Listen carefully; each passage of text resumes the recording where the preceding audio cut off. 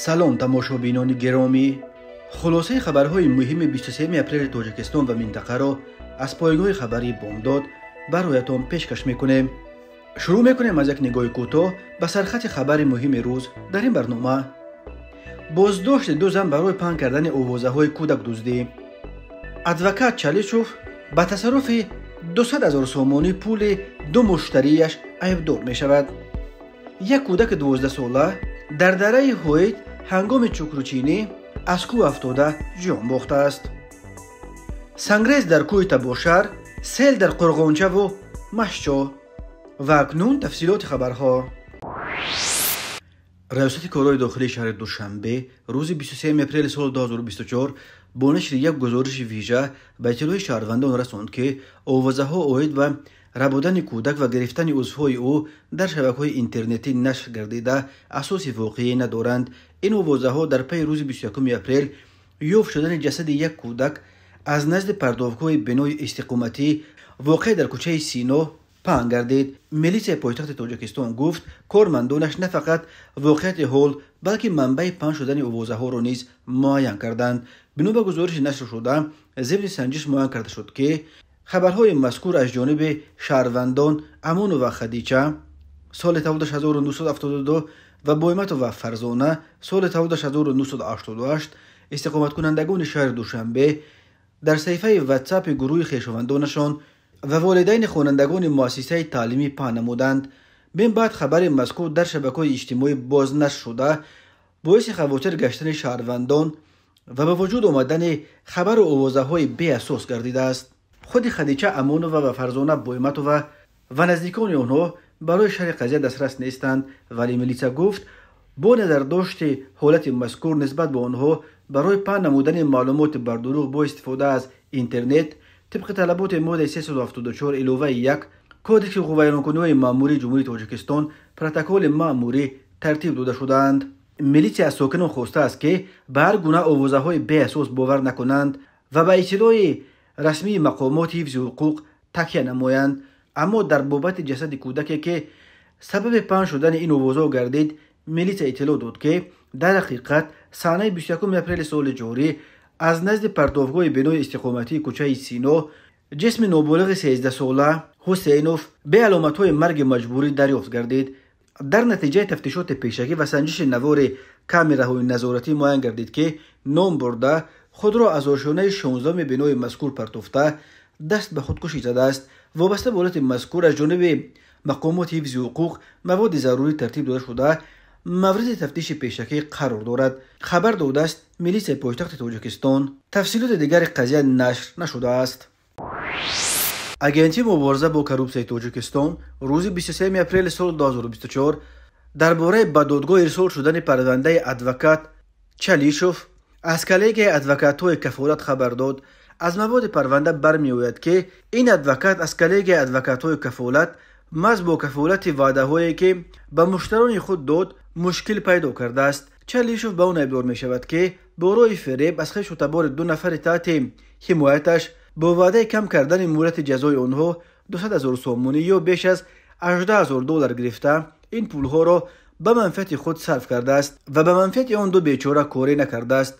خود چالیشوف و یا نزدیکانش برای شرح قضیه دسترس نیستند، ولی مرکز مطبوعات اگنسی مبارزه با کروپسیون گفت چالیشوف از 29 دکبر سال 2022 تا این جانب در وظیفه ادوکات کلیگ ادوکات‌های کفالت کار و فعالیت نموده.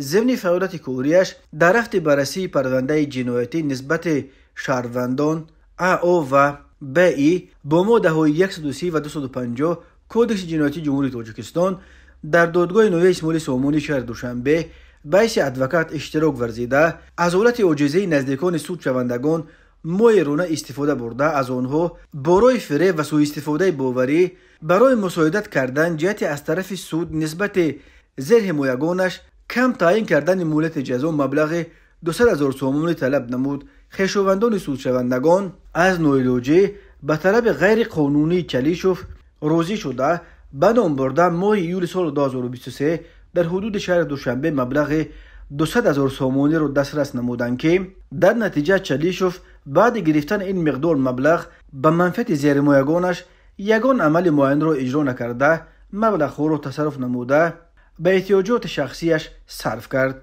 ماده 130 مربوط به جنایت‌های یودمربایی است و ماده 250 تماجویی. هر دو بند قانون برای متهمان تا 20 سال زندان را همچون جزا پیش بینی میکنند. اگینتی گفت اوید به حالت مذکور نسبت به چلیشوف با ماده 247 قسم 4 بند به کودکس جنایتی جمهوری تاجیکستان با اتهام قلابی به مبلغ مخصوصا بزرگ پرونده جنایتی آغاز گردیده بعد انجام تفتیش پیشکی با تصدیق فکر عیبدارکنی به دادگاه ارسال کرده شد. اکنون به خود چلیشوف همچون جزا جریمه به اندازه از 1460 تا 2190 نشان دهنده برای حسابها یا محروم ساختن اساس‌زادی به مهلت از 8 تا 12 سال تهدید میکند. ناظران امور بر اینند که ادوکات‌ها در نظام عدلیه تاجیکستان نقش چندانی ندارند و اکثرش همچون میانرو برای از خویشاوندان عیبدار شوندگان گرفتن و به مفتشان یا به دادرس‌ها دادن پاره با وعده کمتر کردن جزای آنها عمل میکنند. مرکز مطبوعات کمیته ولایت‌های فوق‌العاده تاجیکستان خبر داد که طی روز 22 اپریل سال 2024 در شمال و جنوب و شرقی جمهوری چندین حالت سیل و سنگریز ثبت شده است. از جمله روز 22 اپریل سال 2024 ساعت 13:45 دقیقه در راه خوجند استقلال در نزدیکی کارخانه سمنت براری خواکسین غیور سوخت سمنت تا در آمدگاه شهر استقلال نورسیده سیل فرآمده دست کم 4 حالت سنگریز رخ داده است. را با کمک تکنیک مهندسی از سنگ و آب و لای تازه کرده حرکت ماشین ها را برقرار کردند. همین طور روز 22 اپریل سال 2024 ساعت 15:05 دقیقه بارشات سخت باعث از سمت قرقیزستان فرو ریختن سیل شد. این سیل صدای محافظتی را در دهه قرغنچه جماعت حیات نوی نویه جبار رسولوف در مساحت 25 متر شسته است. باز هم روز 22 اپریل سال 2024 ساعت 15:10 دقیقه از سمت نویه باباجان غفوروف به بالای محله های گنج آباد و میرآباد شهر سوغدیان نویه مشو ولایت سوغد سیل فرو ریخته 5 هکتار زمین کشت و قسما به 20 حوله ساکنان ضرر رساند. همچنین روز 22 اپریل سال 2024 ساعت 16:10 دقیقه بارشات شدید باعث فرو ریختن سیل به حدود دهه چلچه نویه تیمور ملک در جنوب و شرق جمهوری گردید. در نتیجه 22 انشاءات یاری رسان زیر آب ماند. گفته می شود در محلهای آفت زده کمیسیون ایالت‌های فوق‌العاده دست به کار شدند و رفع عاقبت‌های این آفت‌ها ادامه دارد. خوشبختانه در این آفت‌ها کسی آسیب ندیده است. کمیته ایالت‌های فوق‌العاده با تکیه به معلومات اگنتی هواشناسی خبر داد که از 22 تا 24 اپریل سال 2024 به دلیل بالا رفتن حرارت هوا و با صورت آب شدن برف به برخی ناحیه‌های کوهستان تابع مرکز ولایت سوغد و ولایت مختار کوهستان بدخشان فرو ریختن سیل‌ها از پیریخ‌ها پیش بینی کرده می شود. به این دلیل کمیته بار دیگر از ساکنان خواسته است که قاعده‌های بی خطری را رعایت کرده برای پیشگیری از سیل جوی‌های سیل پرتو را از پرتو تازه کنند و در این روزها از رفتن به جمع‌آوری ایزم و گیاها از شکار و مایه‌داری و چار و چرانی حد الامکان خودداری کنند.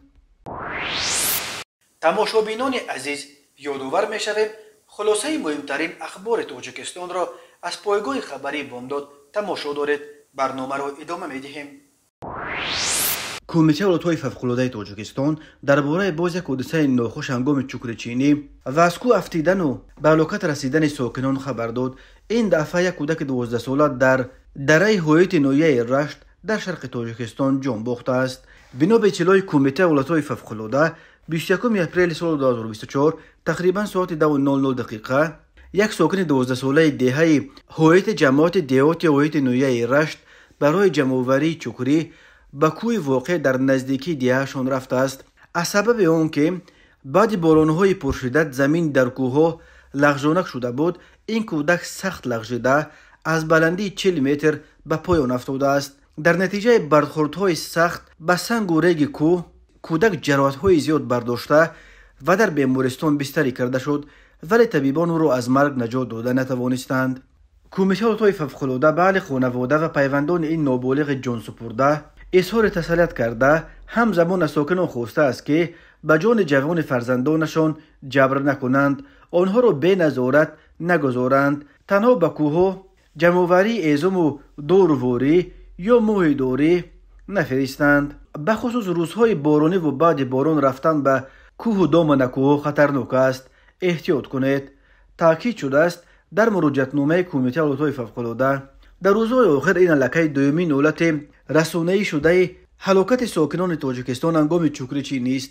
کمیته حالتهای فوق‌العاده تاجیکستان قبلا خبر داد که یک ساکن ناحیه فیض‌آباد هنگام چوکری چینی در کوه به هلاکت رسیده است. کمیته حالتهای فوق‌العاده در پی مرگ ساکن هویت هنگام چوکری چینی بار دیگر از ساکنان و مهمانان جمهوری خواسته است که در روزهای پربارش و تا خوش شدن بستر خاک از رفتن به کوه‌ها برای چیندن هیزم و گیاها یا برای شکار و مای داری خودداری کنند. به هشدارها و آگاهی‌های کمیته بی‌پروایی نشان ندهید. قاعده‌های بی‌خطری را قطعاً رعایت کنید. تاکید شده است در مراجعتنامه کمیته حالتهای فوق‌العاده به ساکنان و مهمانان تاجیکستان. مرکز مطبوعات وزارت کارهای داخلی تاجیکستان خبر داد که روزهای 19 و 20 اپریل سال 2024 در 4 صدمه در راههای جمهوری 4 نفر به هلاکت رسیده، 8 تن دیگر جراحت برداشتند. از جمله شام 19 اپریل سال 2024 تخمینا ساعت 22 دقیقه راننده ماشین تمغه تویوتا کمری یوسف اهل دین سال تولدش 1966 ساکن نویه بلخی هنگام حرکت از سمت شهر دوشنبه به سمت نویه بلخی واقع در حدود جماعت دیوت استقلال نویه کوشانیان از عهده اداره واسطه نقلیات نبرآمده به ماشین بارکش تمغه من تحت اداره راننده غفاروف لنگری سال تولدش 1995 ساکن نویه فرخور برخورده است. در نتیجه راننده تویوتا کمری یوسف جراحت‌های وزن جسمانی برداشته در جای حادثه به هلاکت رسیده است. شام 20 اپریل سال 2024 تخمین ساعت 23 دقیقه راننده اتومبیل تمغه وز شاکروف عبدالجبار سال تولدش 1959 ساکن شهر اسفره هنگام حرکت از سمت شهر خوجند به سمت شهر کونبادام در روی اتومبیلگرد کونبادام خوجند در کنار راه دوچرخران شریپوف سویب جان سال تولدش 1987 ساکن شهر مذکور را پخش نموده است. در نتیجه شریپوف در جای حادثه به هلاکت رسیده است. نیمه دوم روز 20 اپریل سال 2024 تخمینا ساعت 17:00 دقیقه راننده ماشین تمغه اوپل استرا محمدجوروف نوریدین سال تولدش 1982 ساکن نویه شهرستان هنگام حرکت در شورای دوشنبه چناق در حدود نویه شهرستان با دوچرخه اسکوتر تحت اداره راننده جورایف رفشنقل سال تولدش 1984 ساکن نویه مذکور برخورده است. در نتیجه برخورد ماشین مذکور سمت حرکتش را گم کرده به مقابل راه برآمده به ماشین سبکرو تمغه مرسدس بنز تحت اداره رجبوف بهزاد سال تولدش 1988 ساکن شهر پنجکند برخورده است. در نتیجه راننده دوچرخه اسکوتر جورایف با برداشتن جراحت وزن جسمانی در جای حادثه به هلاکت رسیده. رانندگان هر دو ماشین ها و 5 نفر مسافران آنها جراحت های گوناگون جسمانی برداشته در بیمارخانه بستری کرده شدند.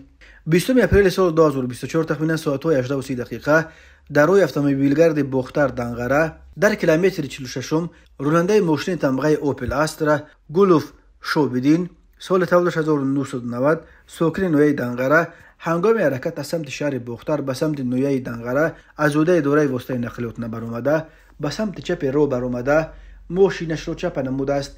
در نتیجه مسافران داخل ماشین مذکور سعید و مولوده سال تولدش 1997 ساکن نویه کوشانیان به سلامتیش جراحت‌های وزن جسمانی برداشته در جای حادثه به هلاکت رسیده است و راننده واسطه نقلیات مذکور با برداشتن جراحت‌های گوناگون جسمانی در بیمارخانه بستری گردیده است. اوید بین حادثه تحقیقات ادامه دارد.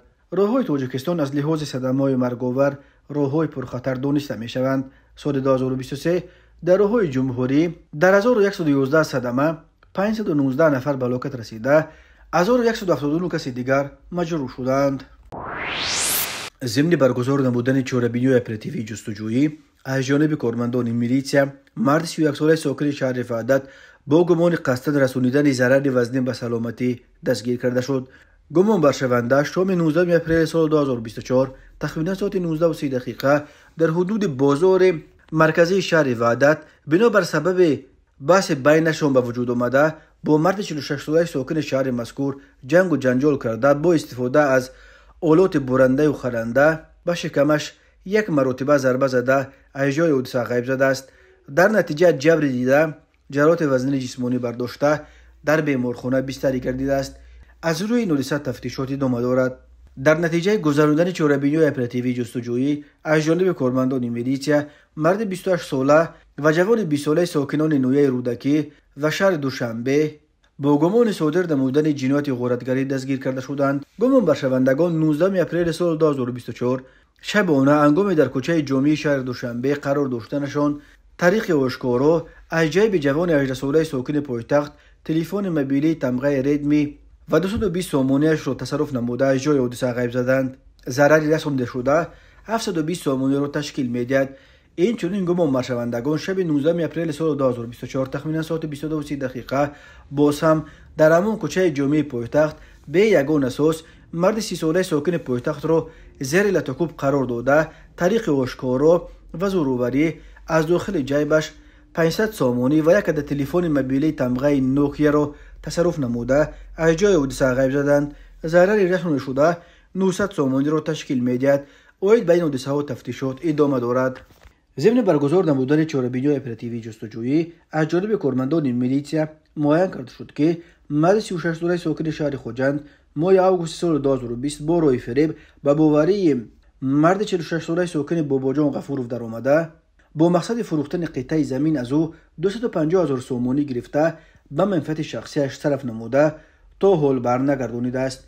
نسبت گمان بر شونده پرونده جنایتی با ماده 247 قسم 4 کودکس جنایتی جمهوری تاجیکستان آغاز گردیده تفتیشات ادامه دارد. تماشابینان عزیز و گرامی، این بود مرور به خلاصه چند خبر مهم امروز تاجیکستان. خبر و گزارش‌های بیشتر از تاجیکستان و درباره تاجیکستان و اطراف آن را در سامانه پایگاه خبری بامداد در این نشانه پیگیری نمایید: www.bomdad.com. خوش باشید.